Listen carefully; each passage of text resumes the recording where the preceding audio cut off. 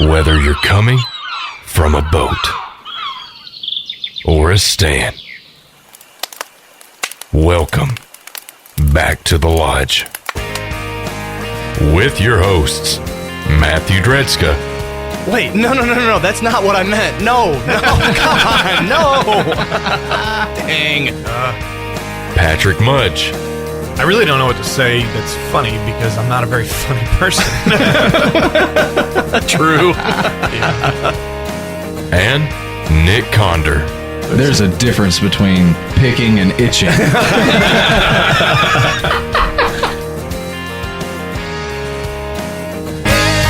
tell me they're gone. I won't have nothing left. Don't tell me you're strong and you got no regrets. If thinking about us, thinking about then, thinking about how it could have been, don't cross your mind. So if you're doing fine, don't tell me. Don't tell me.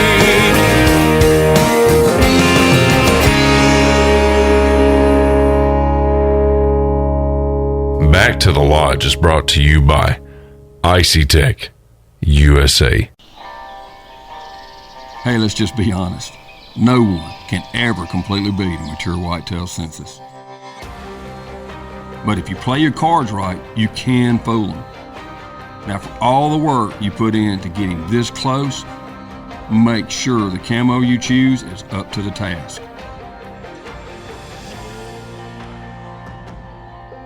Mossy Oak, made for moments like this. Icy Tech now has tumblers and apparel. Check out icytech.com or visit the Hardware House in Huntington, Bennett's Hardware of McKenzie, to find all your Icy Tech coolers and accessories. Icy Tech, the classic roto-molded cooler that started an entire industry. 100% veteran owned and operated. Icy Tech USA. Get up. Woo! Look at there. This moment was brought to you by Higdon Outdoors, a leader in the waterfowl industry for over 25 years. Check us out at HigdonOutdoors.com. Higdon Outdoors has been helping waterfowl hunters make the most of their time in the field for over 25 years. We are a family-owned company, and we're proud to serve duck and goose hunters just like you. We make high-quality, innovative decoys and hunting products that you can afford, helping you focus on what's really important. Check us out at HigdonOutdoors.com. Innovation, quality, customer service. That's Higdon Outdoors. Get real. Get Higdon. It's the 6 o'clock hour here in West Tennessee. I'm Patrick. I'm Matt. I'm Nick. And I'm Will. And we are back to the Lodge. It's season 2 continuing as we're here in Icy Tech Studios here in Huntington, Tennessee. And boy, have we picked a hot topic tonight. Yeah, we talked about it briefly, and I told you quit because there's a lot of good material. I don't want to hear it yet because I want to be able to have a honest rebuttal without me looking up facts. Mm-hmm. So yeah, it's going to be a good one. I think it is, and that's why we brought old Will Spleasley in here to help out with it. Hello. But it should be a good one.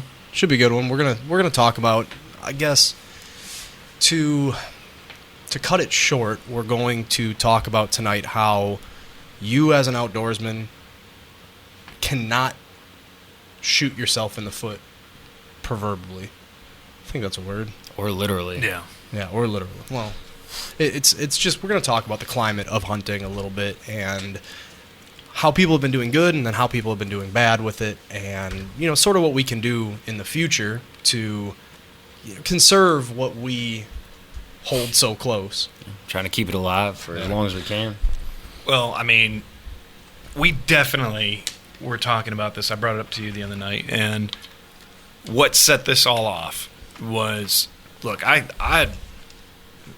it's a love-hate relationship when it comes to social media. I think we all agree on that because there's a way to connect and organize and share thoughts, ideas. But lately, and look, I'm not going to assign the root cause of the blame for this on political climate or anything like that. We are so freaking divided as a nation right now, and that division is coming across everything. I mean, and that's what I want to hit on tonight is in the hunting outdoor fishing space is the public shaming in the shaming in hunting and the shaming in fishing. And I've seen it, Matt and Will. I've seen it in everything lately, from the COVID vaccine to the election. Like, oh, you're getting the vaccine, shame on you. Oh, you're not getting the vaccine, shame on you. Right. Well, look, now I'm sick and freaking tired of seeing shaming in the outdoor space. And what I mean by that is, like, look, you've got outdoor groups, hunting groups, fishing groups. I know you guys are members, some of them too. I'm in different ones as well, and we're in some of the same. I am so sick and tired of somebody posting, and I'm going to go ahead because it's just this is an easy example. We'll use bucks for an example. And if you don't hunt, you're tuning in for the first time. A buck is a male deer. Typically, there are antlered doe. That's a whole other story for a whole other episode for a whole other day. I don't even get me started on that. Anyways, you'll have that could be an hour discussion right there. I don't even think an hour is enough in this year. But the point of the matter is, if somebody goes out and look, hunting is a dying community. If you look at the harvest numbers year after year after year, it's averaging almost anywhere from a 7 to 15% decrease year by year by year. There's a couple states that have an increase, but the overall national average is on a decrease. If I see, and I'm not even going to say a child, but a minor, somebody young getting into the outdoors, they could be in their teen years or even their early 20s. I mean, some people start late. I know people that start in their 50s. But if you harvest that animal and you did it legally and ethically, there is absolute no excuse for anybody to be shaming them because that deer wasn't big enough, or that deer wasn't old enough, or that deer looked funny, or maybe that deer has CWD. I won't even get on the CWD. We'll save that for another episode. But I've seen people go, that deer looks like it has CWD. No, it doesn't. In fact, there's certain states where you actually have to take there's exams to understand what a CWD deer looks like. And I know Michigan's kind of ahead of the curve with that. They actually have an online, it's almost like a PowerPoint, but it's an exam. And you look at the deer and you can determine over time in practice whether or not they have CWD. But anyways, I at least 50 times in the last 7 days, I've seen people shaming other people for their harvest. And I'm sick of it. I'm so sick of it. And it's the system. It's like anything else. And I know Matt looks at me funny every time I even use this word. But I mean, the buzzword that I'm coming up with now is Hollywoodicized. I don't know a better way to word it. Do you have a better option, Matt, on that word? No, I don't. I get what it means. I don't have that's what it is. It's Hollywood, not necessarily, it's obviously not Hollywood, California that's in here, but it's that it has to look a certain way. It has to walk a certain way. It has to, and the fact is, a trophy is a trophy is a trophy. It doesn't matter if that's a spike to you. If we're just gonna stay with the buck talk, it doesn't matter if it's a spike or if it's a beautiful 180-inch, whitetail. It doesn't matter. It's what that person who chose to take that critter, whether it was deer, whatever it was, that's a trophy to them. And if it's going to go and feed their families, good on them. Right. Well, and that's where this is coming from. So when I come up with this word Hollywoodicized, I feel like George Bush, just making words up. I'm blaming social pressure coming from outdoor television, and that's where it starts. And I'm going to go down this road. I already warned you. I know. I was going down this road. I am all for herd management. I'm all for healthy. But if you're on public land or you're on a couple acres, don't even start talking to me about herd management. You do a great job at it. We'll get into that some other time. But you're managing hundreds of acres. There's a big difference. This young man posted. I'm not even going to say what group it was. I'm not going to call people out directly. This is my address to the entire community. But this guy, and this was an older gentleman, probably I would say in his 40s. I didn't get through his whole Facebook to see how old he was. Calling out about a 19, 20-year-old kid because he shot a 4-point. Actually, I think it was a 5. It was a 3.2. And most of the comments were positive. Congratulations on your first buck. You broke. The first one's the hardest one to get. But then more comments started coming in, and it made me sick to my stomach. We're sitting here preaching about how hunting is going away and it's a dying breed. But the reality of it is, we're doing it to ourselves. We're pissing people off and shaming them, and they don't want to hunt. They're not even proud of what they did.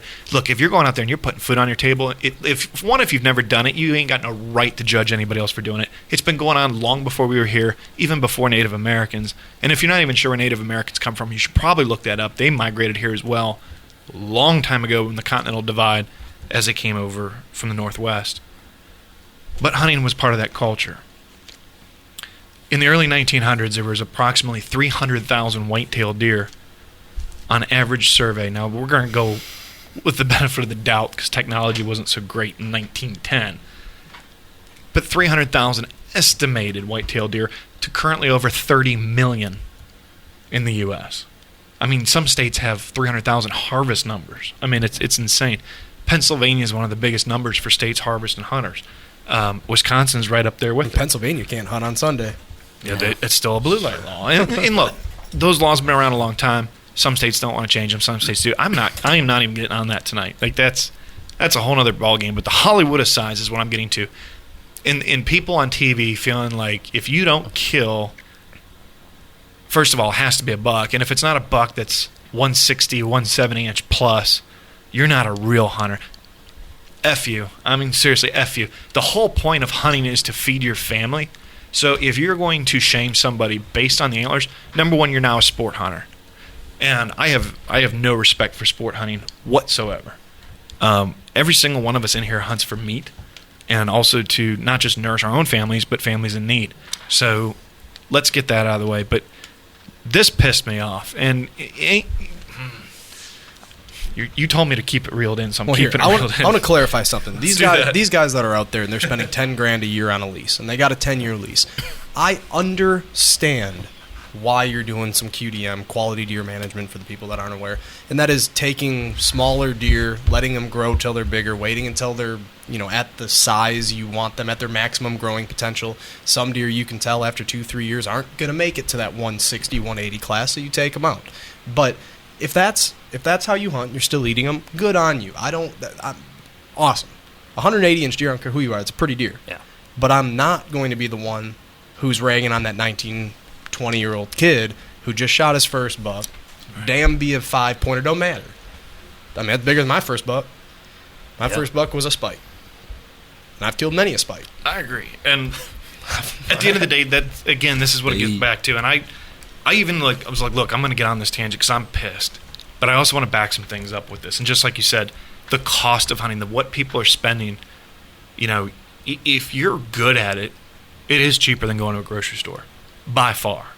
As long as you have property. And that's what I wanted to get to, and I'm glad you brought that up. So, statistically,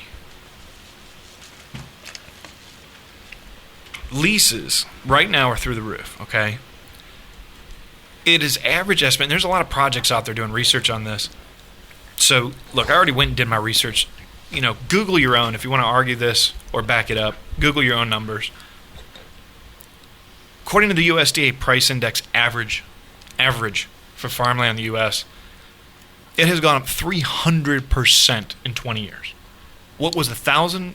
Actually, it was like high 900s to 1,000 an acre to over a national average of over 3,000 an acre, while the average blue-collar income home average salary went up 6 to 8%.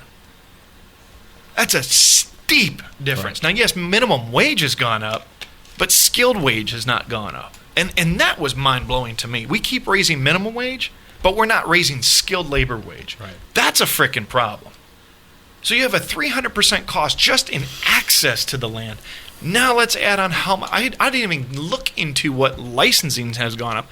I remember paying $15, $20 for a license, and that included your deer tag. What is it now in your state, Matt, back home?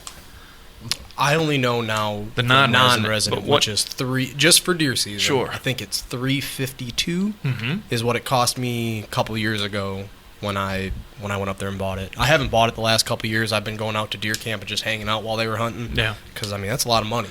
Now here, I know when I first moved here, I think the Sportsman here as a resident was 127? 126. 126. And everybody was mad when it went up to 126. And now it's 168? 172. Yeah. And that's in how many years, though? 8 years? Yeah. I mean, even just when I was a kid, I mean, I remember when you could get your Sportsman, migratory bird, and ducks to everything you would need to hunt anything here except for bear for like under $100. The duck stamp was $5, and Granddaddy got mad when it went to 10. Yeah. Now it's what, 27 as of the other day? Something like that, yeah. So, okay, so when we talked about cost, I mean, cost has gone up. We can show how cost has gone up. I mean, we can even talk about ammunition. I mean, cost has gone up. We can just break down. So your license just to hunt deer in Tennessee is going to cost you, let's just call it $100, just for easy math. With no does. Right. So $100. You have to have your hunter safety. Mm-hmm. So I don't know what that cost is now. Usually most states do it for free, or there's a small fee. A basic rifle is going to run you $300. Yeah. And that's basic. Off the shelf. But it'll still kill a critter. Mm-hmm. A box of ammo, if you can find it, it's going to be about $40. Yeah. And I mean, there is plenty of public land out there, but now you got to buy a WMA permit or whatever you need to get on that. We're referring to firearm hunting. Right. We haven't even thrown in bows. I mean, you can start at $1,000 on some bows. Yeah. Easily. But, I mean, you're looking at probably entry level. You're looking at, if you don't have a rifle, you don't have anything, you're looking at $500 year one. And that's using just the clothes you have at home, not buying anything, just that old pair of Carhartts you have. And just leaning up against a tree. Which works. So I'm glad you brought that up. And that's what I was getting into next. So you can spend all that. You can get the rifle, the scope, the optics, the ammo, the stand, the blind, whatever you can do. Right. If you feel, and I've done some crazy stuff, you've actually, Will, helped me kind of break out of that mold even further. If you feel that you need $1,000 camo, and look, you're not paying for the pattern. I want to make that clear because we are partnered with Mossy Oak. I love Mossy Oak. I love what they stand for. I love what they do. You're not paying for the pattern. You're paying for what the pattern's on. Okay? And look, if you can afford it, great. Wonderful.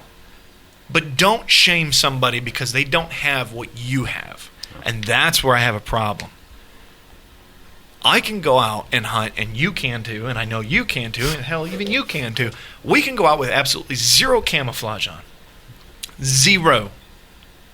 And I promise you, every one of us here could out hunt anybody that says that they need that stuff. Promise you. How many deer we dropped that one morning? 5? Yeah, sitting in a bright blue chair. I don't think I've worn camo much. I had Carhartt on that day with camo now pants. here's going to be this is my devil's advocate part 1. Okay. When I'm gun hunting, and we're using our rifles and I'm poking 300 yards. Yeah. Now, when I am bow hunting is where I get crazy. That's where my stuff stays in a scent lock bag. Okay. We got to get them in close enough for that to matter. All that being said, I'm going to devil's advocate you right back. Uh-oh. Could you not check your windage, get high enough up to where they can't see or smell you, watch your wind, and hunt properly? Sure. Sure, you could. You could. But the difference of bringing them to 20 yards versus 300... me and Will were talking about this on the way to Reelfoot. Certainly. We'll get into what we did last week. But on the way up to Reelfoot last week, I was telling him how during rifle season, I don't really care. The deer aren't getting close enough. I mean, if the wind is correct, they will definitely send you at 300 yards. But if we're set up right, which we always are, that's not an issue. But I look at, especially bow hunting, as this pie chart. And everything adds percentages to success. Does camo hurt? No, it doesn't. Because I had a cigarette hanging out of my mouth with Will and his wife next to me, and a young buck come within 8 yards, 10 yards. Sure, sure. And I've killed deer without camo too. But does the camo hurt? No, it doesn't. No, it doesn't hurt. But my point is, you can get camo. You can go get Walmart camo. Sure. But you don't need to shame somebody for not having. And I've seen it. I've experienced it. I experienced it years ago. Well, you don't have the new scent lock that's $1,200 for that. Look. I wear what works. I'm older now. I wear comfort. I'm wearing Under Armour right now, but I wear Under Armour 4.0. Is it pricey? Yes. But does it keep my butt warm? Absolutely. But what was the alternative in the military if you didn't have Under Armour or Long Johns? You remember? Waffles? We Pantyhose. we didn't have Under Armour. We had waffles. We didn't have Under Armour. Yeah, well, they had pantyhose. People actually brought pantyhose. Must be nice to be in the Navy. Yeah, that's what I'm saying. Under Not Armour me. and stuff. It was actually Army that showed me that. Thank you very much. we didn't have no Under Armour. We got y'all's hand-me-down, like, waffle. Actually, Yeah, Under Armour basically. was not authorized when I was in. They said it wasn't fire resistant or fire retardant. We couldn't wear it. And it was, I'm just saying you brought up the Under Armour. Yeah, I didn't see no Under well, Armour. here's we my were too poor point. for I want to get back on the tangent because we got way the hell off of it. But products have created social classes, especially in the hunting space. And I get everybody's out to make money, everybody's out to make a living. That's capitalism. And I don't look. This is not a dish on those products. I want to make that very clear because to an extent we are one of those products. But our product is also at a standard retail and wholesale distributor markup. We don't put an extra margin in there. We don't put a third, fourth, fifth margin in there. We don't. Look, none of us are making money. We don't even get paid to do this. We're doing it for fun. Nick probably hates us by now, but he's here. I don't hate y'all. A little bit. But if you're a sticker company, or you're that product that because you have it, you're better than somebody else, look, take that entitled bullshit and shove it, because that's where I'm drawing the line. And I told you day one, the reason I got into IC Tech, the whole reason I got excited about it is because it's the OG. It's the original cooler. The people that get it, who've been using it for decades, it's priced right. It's priced for the cost of the manufacturing, the cost of the raw materials, and enough margin to keep the damn stores happy. There's no fluff. And that's exactly why I did it, was to keep a freaking price affordable to the outdoorsman. Look, if you want to go buy crap, you want to overpay for something that does the same damn job, fine. I'm not dogging on that. I want to be clear. We're not dogging on that. But don't shame somebody because they don't have that top-of-the-line product. And social media is great at it. You do this, you do that. Well, you're wrong. Well, you're wrong. You know what? This is America. It's supposed to be freedom of speech and respecting other people's views. You don't have to like it, but shut up. And you know what? If you're criticizing somebody for what they killed and they were out there and they were part of the sport, shame on you. And you know what? Here's another example. Oh, you're a crossbow hunter. Look, if you prefer the compound bow or you prefer the recurve, go do it. Go be about it. But if you're going to sit and bitch that the outdoors is falling apart and nobody wants to get outdoors, you're in the wrong. Because that's somebody who's getting outdoors. Matt, perfect example. I'm going to switch it back over to you. And truthfully, this is one of the topics that over the last probably 10 years, my mind has changed on it. Sure. Because I grew up in if you have the ability to pull a vertical bow back, pull it back. Now, I have a lot of friends that can't due to shoulder issues or whatever. Fine with that. I always said, and my views have changed, but I always said if you can, you should pull a vertical bow. Sure. Now, I don't know if it's I'm getting older or whatever it is, but it's not wiser. No, but and it's just that's that my point. it's another opportunity for somebody to get outdoors and be effective and ethical, and I'm about it now. Now I still don't own one, but I'm not against it anymore. Well, in the same argument, okay, so that would be like a fisherman saying, because you like bow fishing, well, bow fishing's cheating because you're not putting a worm on a hook or a lure and you're actually attracting the fish. You're just going out finding the fish and shooting it. It's the same argument. But at the end of the day, you're practicing conservation. You're typically focused on invasive species, and you're improving the ecosystem. I don't see anybody else doing that. So counter argument, Right. Is it a fishing pole? No, it's a bow. Right. You're not attracting it to you. You're going to it and killing it. However, you're also improving the ecosystem. That, oddly enough, you and I have had this discussion many times. You get animal rights activist groups going against bow hunting, but yet they're okay that if you don't do it, the ecosystem crashes and there is no vegetation and wildlife. Right. But they're okay with that. Right. That's hypocrisy. It's bullshit. It's also just the not knowing. It's they're not even looking. You know what I mean? They're not even looking for the knowledge. It's the 3-foot view of what happens. Yeah. Like it's when populations become out of control. That's not there in their head. Ignorance is bliss. I mean, if you're okay to stay ignorant about something, at some point, it's no longer ignorance, and it's just I don't really know what to call it, but I was ignoring the comments and now I'm seeing them all. Shame on me. Mark Snyder brought up a good one. And you know what? He's right, even though it's funny and it's embarrassing to me. And you both made fun of me for it. Probably will again. My mid-layer. So I go with what works. Okay, so for Halloween, I had, and I bought it like a year ago or something. There was this Ted onesie, adult size, and it said Thunder Buddies for life. Barely. It's impressive that he found one to fit that. It's You know just what I like, mean? Had to cut the feet off. God, I'm 6.5 foot tall, but no, there were no feet. It was they were high waters. But anyways, it had a hood that was like a bear head here. I cut the damn thing off, and I'm like, this thing's so. I was sweating my ass off. Not the first time. No, I wore it the first time. I looked like Quasimodo. You did. So I thought so. I was like, did he have something wrong? But you know what? I don't. Yes. Yeah. It's just too long. No shame.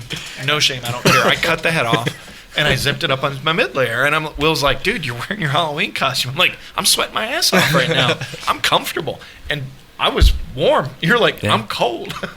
I was that day. I did not really plan for that. But that was my $10 mid-layer, dude. Well, I mean, that just goes to show, I mean, if you do whatever works, but just on a super side note, like and it's different with public land and stuff like that, but that property in particular has been so meticulously maintained as far as not being overhunted and things like that, that you have a chance to just go out and be out there and practice these different things, and you don't have to be in a ghillie suit, you know. Mm-hmm. And if you are, that's fine, but you know, like 10 feet away, you know, somebody's smoking a cigarette and dipping and sitting there just kind of chilling out, and the deer gets where you could throw a rock at it.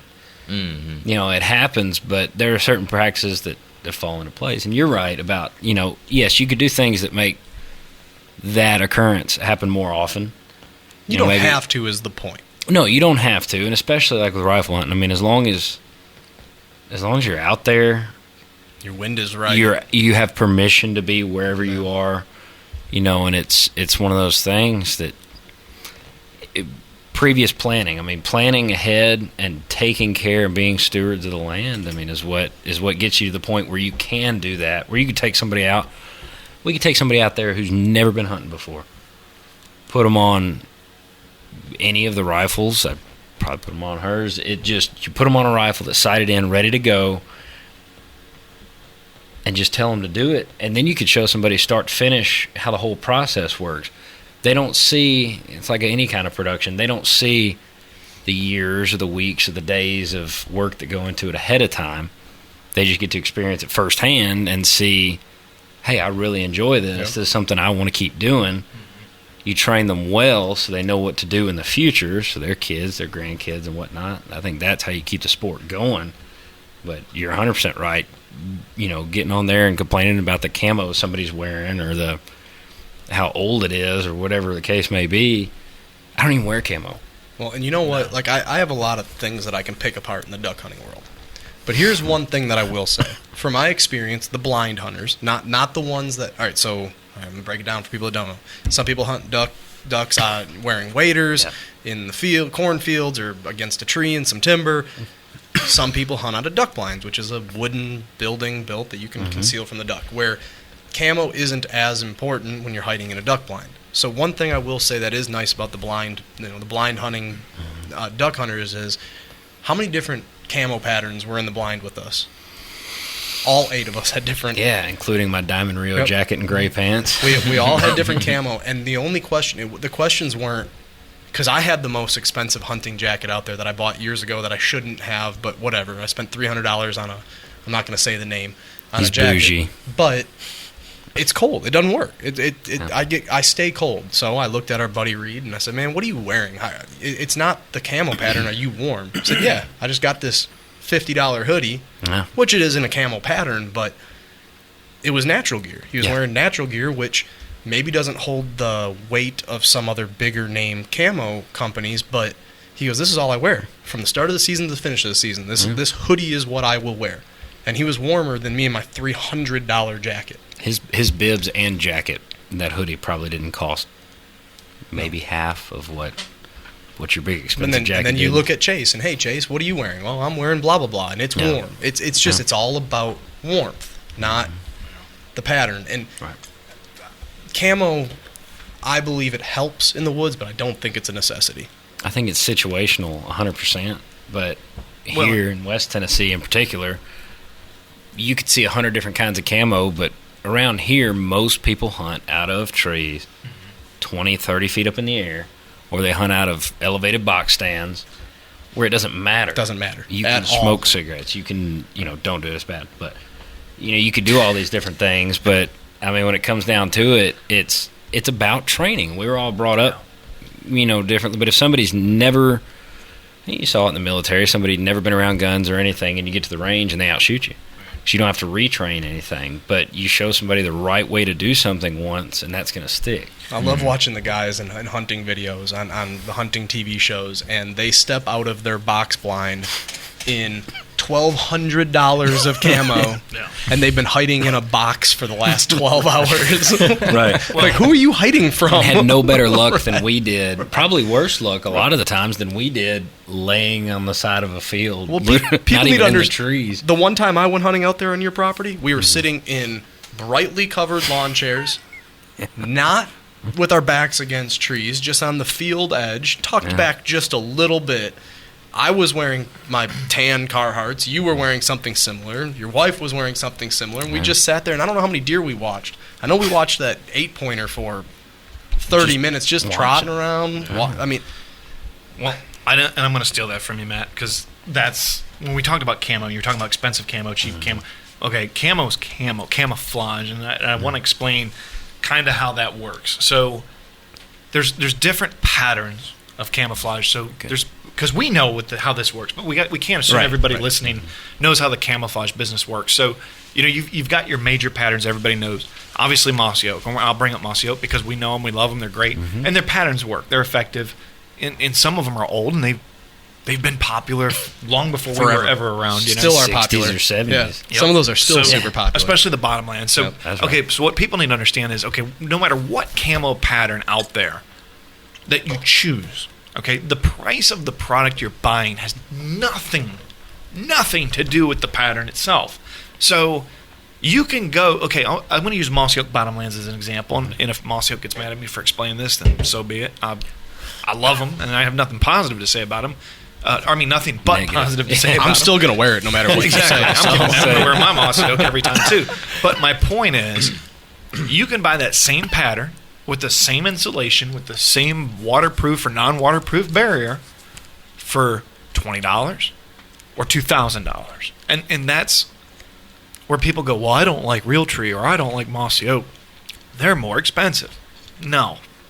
It has nothing to do with them. It's the clothing manufacturer that license the camo pattern from them to put on their products.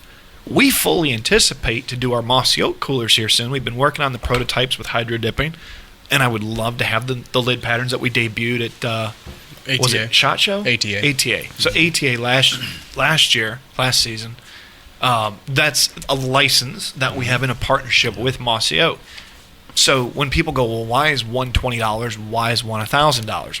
Two major reasons. Number one, the manufacturing process. Okay, if it's Now, let me back that up. If it was made in China with clothing manufacturers, and look, clothing manufacturers have been in China long before most of us were. The point of the matter is the cost of the manufacturing is cheaper. The raw materials are cheaper. You're paying for the shipping. Now, shipping has gone through the roof. Jesus. Tariffs have gone in because of the last administration. Tariff was anywhere from 30 to 35%. Certain textiles, materials, raw goods, you're paying 30% extra. So now, when a retail store was making anywhere from 25 to 40, 50% margin, somebody had to eat that 25, 35% tariff. It wasn't China. Right? It was either, and it's usually split up. Some companies passed it straight on to the consumer. Some companies ate it out of their margins. Some companies split it up. Like, if you were selling in Walmart, maybe Walmart made a little less money. Maybe the distributor made a little less money. Maybe the manufacturer made a little. That money has to come from somewhere. It's just like stimulus money. You get it now, it still has to come from something else. So it's the same product.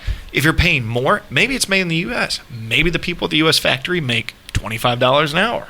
Maybe the raw materials cost more. And then the third variable is maybe it's just a lifestyle entitlement brand. Maybe it's not high quality materials. Maybe it doesn't cost anything. You're paying for the name. and I'm not going to name anybody. No, But I've got 4 or 5 on top of my head. I can go form. I love. Look, Monster doesn't pay me. Monster's owned by Coca-Cola now. We know that. I think, but they are. I love Monster Energy drinks. I hadn't drank them for probably 10, 15 years. You're welcome.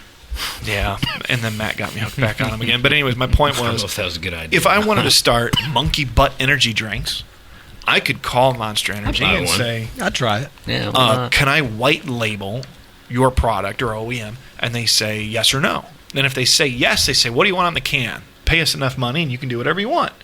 And I can put monkey butt energy drink on here and sell it and charge double, triple, quadruple because it's a premium brand. Right. And you want your can to say monkey butt. I mean, that's how the business works. That's how the world works. That's how business works. That's how some companies... He's teetering that line now. Did I wink hard enough? Let me go back at it. Yeah, you twitched almost as hard as I did. That's how some companies grew their name by buying other people's stuff and putting a sticker on it. I got news for you. Icy Tech isn't a sticker company. And, man, it just... I want to break down this camel thing one more time. Yeah, please take this off me for a minute. I'm going to take it to a happier note or a more I don't know, please, teaching, learning mode. So camouflage. The point of camouflage is to break up your silhouette. Yep. Silhouette. Like if you're just wearing solid black in the woods. Now, deer do not have the greatest of eyes. No. Are you going to talk about the color? Color blindness. Yeah, well, yeah, they don't have the greatest of eyes. They don't see in all color, and either way, all you're doing with camouflage in the woods is you're breaking up your silhouette. Mm-hmm. I don't care if, I mean, that camo could truthfully be pink, orange, and lime green. What is that, muddy camo or something? Yeah. The black and purple you're just and pink. Breaking up. You don't want to be a solid figure because that's not natural. And that's what's going to spook the deer is an unnatural appearance in the woods. And to our human eyes, that would look super goofy if I was wearing a tricolor neon jumpsuit out there. But it would probably work. Just different earthy colors. I mean, it's the same thing in the military and everything else. I mean, if you break your silhouette up to shapes that aren't just immediately recognized by people or animals. Is that what they were thinking about with the ACU pattern? That's the name of the game. Y'all are just, well... That's awful. It's pretty bad. It's awful. It's pretty bad. But yeah, I mean, you're right. Is deer don't care. I mean, they don't. There are deer that don't know what a human looks like. They just know what those same trees and sprigs of grass that look like other deer, right? Stumps and stuff like that looks like. So if we just make ourselves look like another set of random shapes and whatnot in the woods. I mean, they don't know us from that tree. There are critters out there whatever. that do care about color. Sure. Ducks, number one. Absolutely. Anything that flies typically has really good eyes. I didn't mean for that to rhyme, but it worked really well. Turkey duck.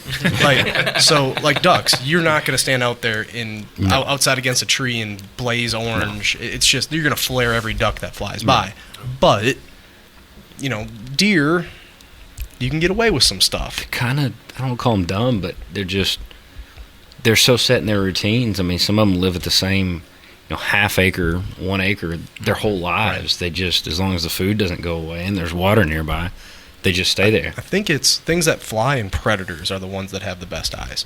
Because coyotes have real quick. Coyotes have good eyes. Bears have good eyes. Yeah. I don't think they've got great eyes, but they've got great noses. I've never met one, but well, they smell you from a mile away. 100%. 100%. But I know anything that flies. Their eyes are great. I stomp around in the squirrel woods with whatever hoodie I've got. I mean, blaze orange on my back. It don't matter. I'm just chasing down some fuzzy tails. Well, and I appreciate you guys jumping in on this with me because Matt, how pissed off I was the other day. And look, at the end of the day, this is the United States. And if I was to consolidate my message, actually, I'm going to preface that. First of all, let's go on. I'm going to say something positive. How about that? Whoa. I know, right? That'd be a change. Tonight it's going to be a change. First of all, I want to thank and congratulate everybody as this will be our first new upload episode on iHeartMedia. Yep. That's right. As we are now. Thank you, Nick. You're welcome. We've been on all the platforms, but now we're on iHeart. So if you're turning in, and especially if you listen on iHeart, And those who've been listening, I think the only platform that you can get reviews on is Apple Tunes. Is that correct?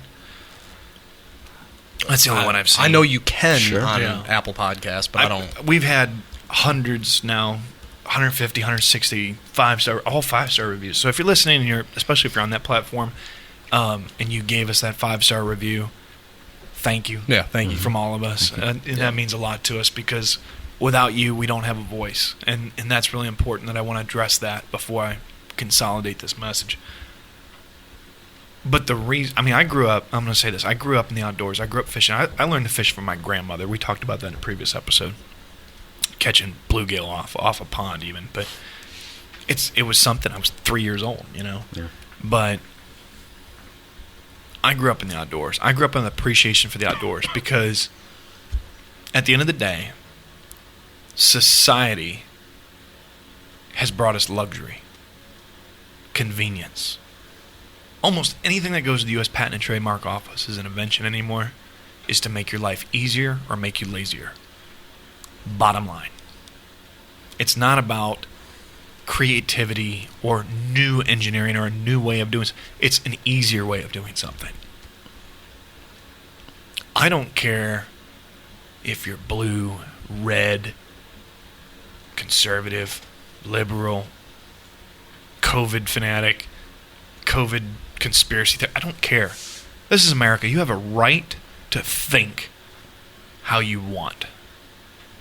It's the old saying, you have a freedom of speech. Your freedom of speech begins where the next person knows ends. You can't scream fire in a full theater. Stop shaming people if they're not hurting you. If you don't know true facts and numbers, you have zero credibility. I won't watch any of the media stations anymore at all. Matt talked me into that. Because they're both. It's good for your health. And I say both because truly there's only two sides of media. And even media that proclaims to be omniscient and all news. No. It's still, you can, if you listen carefully, don't listen to what they're saying, listen to how they say it. It's opinionated. Well, I'm not going to say names or scenario, but I saw 10 years ago an interview that I was part of go on to a national news, leader, one that everybody knows. I watched my words talking about a situation that happened, and I was briefed by our PR lady on what to say, basically reading cue cards. I know what I said. 24 hours later, it's running all across the nation. And it was my words, 100% my words. They just cut it in such a way that it told literally the exact opposite story that I was telling. I'm not going to tell, I'm not going to say what news. They're notorious for it. It was the one that I thought was on my team. I lost my track of thought. I was delivering my final message, and I lost my train of thought. You're welcome. Thanks. You're welcome, viewers. Butthead. But anyways, we were talking about media. Opinion. Okay, so opinions. So again, your opinion, you're entitled to your opinion. If you want to believe, if you want to believe that COVID's fake, or you want to believe that the vaccine's fake or real, I don't care. You're entitled to that.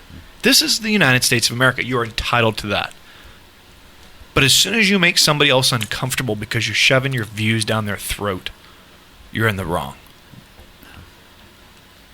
It's about allowing people to do what they want to do. We have a show based on the outdoors because we enjoy the outdoors. If you don't enjoy the outdoors, you're never going to hear us tell you you're wrong. If you're a member of PETA and you love animals, I'm never going to tell you you're wrong. I'll invite you to come with. Absolutely. And hopefully you come and do it with an I'll open come mind, with, and and I'll go with you mind. too. I would go with them too. Yeah. I would do it in a heartbeat.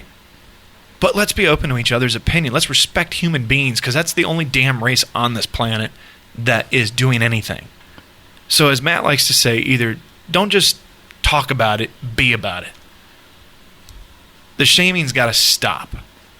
It has to stop, not in the outdoors, but everything. Especially the outdoors. That's why I brought it up, because this is an outdoor show. Veteran shaming, outdoor shaming. It's got to stop. We are splitting slowly down the middle in everything we do. Everything we do. I don't care if you're a combat vet or non-combat vet. I don't care if you're a bow hunter, a crossbow hunter, a rifle hunter, shotgun hunter. I don't care if you're a PETA person. I don't care if you're an animal lover and a rescuer, you're a human being. You deserve respect. Black, white, orange, purple, I don't care.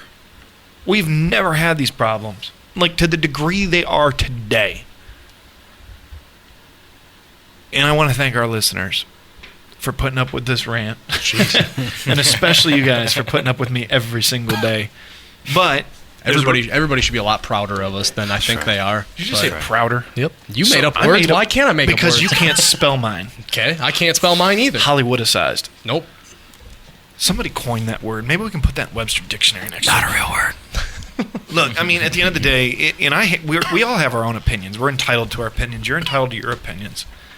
But when I think of Hollywood and what's going on, Hollywood is drama, action, fiction, nonfiction. It's everything. But Hollywood doesn't exist if there isn't people to eat it up and be entertained. That's exactly right. And that's the end of the line. That's where the buck stops. Media, Hollywood. If you want to be entertained, put on a movie. But there are many people in this country that have work, things to do, productivity, and they don't have time or they don't need a movie to have satisfaction. We didn't have movies hundreds of years ago. We don't. Humans can live without them. Humans can live without them. Do you remember that far back? Eat a you know what? Pizza. Thank you. Cake. Tacos. Wings. Hot dog. Wings in about 30 minutes. That's right. Yes. And by the way, a special happy birthday shout out to one of our dear friends, Alan Ballard. It's his 50th birthday. He's going to kill me for saying that. Yeah. But we're going to go see him and wish him a happy birthday. If he drank, I'd buy him a beer. I know. He's got more hair than I do. It's true. Everybody has more hair than I do. Well, you had more hair than I did the other day. Like 4 of them. But anyways, if you're checking us out on Beard Facebook, hairs. obviously you're listening to us live on Facebook. You can give us a follow. Look, if you like what we're saying, whether you agree or disagree, I love conversation. Share it out. Tell your friends. Let them know. And then if you want to check us out on Instagram, you can check us out at Back to the Lodge on Instagram. Real simple. Matt's in charge of that account, so if there's nothing on there, that's his fault. But if you message Back to the Lodge on there, it'll go to Matt's charge of phone. that one. Wink, wink. Congratulations. Sorry, guys. So You have to learn to read quick. would you say we covered, I don't want to say covered everything, but covered that topic enough for one evening? Yeah. Because we could go into this for months. Oh, yeah. Let's do a quick recap of where did we go last week? So we went to Reelfoot. I like how you asked like you forgot. No, I know. I'll teeing them up. So we went to Reelfoot. Here, look, I'll tee you up even better. Why don't you guys slide this way a little bit? Because our people that are watching Facebook Live are going to love this. Just sit in my lap. Ready? Stand by. If you got Elf on a shelf, we have Matt on a lap. Here you go, guys. You're welcome. So you're so warm, like uncomfortably warm. You're welcome. I may have peed a little bit. That's what that is? I thought it was me. At least I'm wearing clothes in this episode. Darn. But no, we went to Reelfoot. We were invited. Thanks to them, by the way. I was invited. I brought you. Fair. You know, your +1 goes everywhere, I guess. But no, we got to go enjoy Reelfoot, Reelfoot Lake in West Tennessee. We got to do some duck hunting and see some eagles. Try to steal our ducks. It was a weird day. It was kind of warm, but it worked out well. We had a really good day. It was everything that I wanted out of a little hunting excursion. We got to go up there the night before. We got to hang out with the boys. People have met Chase on this show before, so we went hunting with Chase. But we got to go up there the night before, hang out at duck camp, which is always a ton of fun. No stress, just hanging out with the guys, and then. After that, we slept about 2 hours. Yeah, wasn't a lot of sleep, but slept for about 2 hours. Really warm the next morning. It was cold. We were breaking ice on the way out there. It was, and I tried to fall asleep on the boat, and Chase was nice enough to slam that log for me. Found out later that he hits it every morning. Yeah. So I want to thank him for not steering away from it that morning. Right, but. We did well. We shot some ducks, and what was it total 11 ducks, something like that. Which it wasn't. It was 6 of us. I mean, it wasn't a super crowded blind. We had a dog. Food was good. The food was fantastic. Reed cooked it all. The night after, he had a 24-ounce steak and oysters and salad, baked potato and everything. The next morning, 6 hours later, he had potatoes, absolutely a whole pound of sausage, at least 8 or 9 pieces of bacon. 2 different flavors of sausage. That's true. he could definitely out-eat me, and that's weird. Yeah, because he's a little taller than me.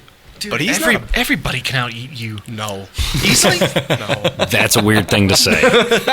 You haven't eaten as much in the last week as I have in the last 48 hours. Do you know what he ate on the ride here? A double cheeseburger. Thanks, guys. And a chicken sandwich. Yeah. So we ordered I'm not impressed. And now he's still hungry. Yeah, that's the thing. I mean, I do like to eat, but I think you and I need to go to a buffet one night. I mean, I'm not proud of this. There's a side effect to my eating that you know about. Our viewers are familiar. I mean, you spaghetti burp all the time. No, we're not talking about that. Oh, anyways, gosh. But no, we had a great time out there. Yeah. Chase has a great blind this year. Yeah. It's a draw blind out on Reelfoot, and they've just done a lot of work. It's a super nice blind. It's going to be an issue for you because it's. Well, you already warned me about that anyway. It's about. You would have to crawl. Belly button height. For you or me? Me. In the back. Whew. He's gonna literally have to like. You think I could get like a hover round in there or something? No, sure not. But sure not. Chase has a great hole this year. It's just what few ducks we saw, they just worked that hole.